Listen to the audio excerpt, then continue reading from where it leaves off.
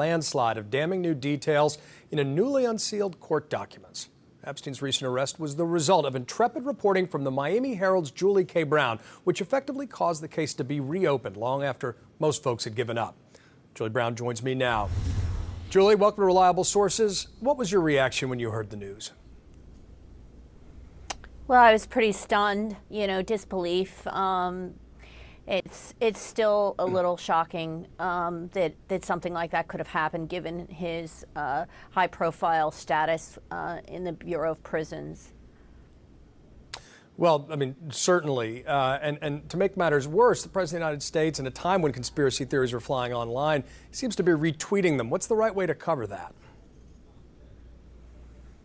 Well, I'm not one on conspiracy theories. I think that that's something that I think that,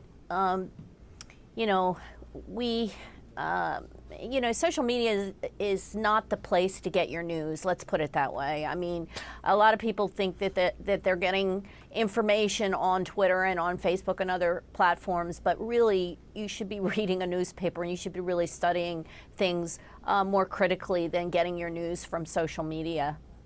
Well, and it's a new problem to have the President of the United States stirring that pot of disinformation. And we're not going to repeat his allegation because it's baseless.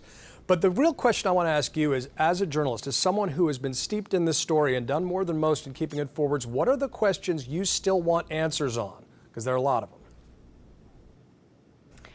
Well, I think we got to, it's important, of course, to look at what happened here with his suicide, but also I think we got to keep our focus on the victims and on this particular case, which really there's so many avenues that have yet to be investigated on, not only on Epstein himself and the crimes that he committed and what other people might have helped him do and other co-conspirators involved in this, but also on how this whole thing happened back in 2008 and why it happened and whether there's any corruption there to look at.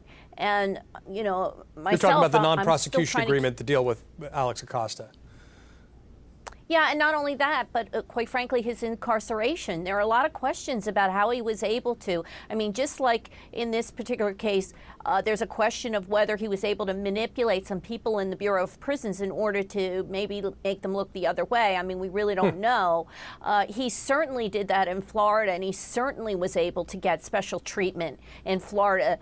And how does that happen? How is it that someone is able to get a work release when you're a sex offender and be able to essentially not be supervised even 100% of the time, to be able to have your own private driver drive you in your own private vehicle to work release and back every day, and to go into an office where you're essentially allowed to have visitors. I mean, how does something like that happen?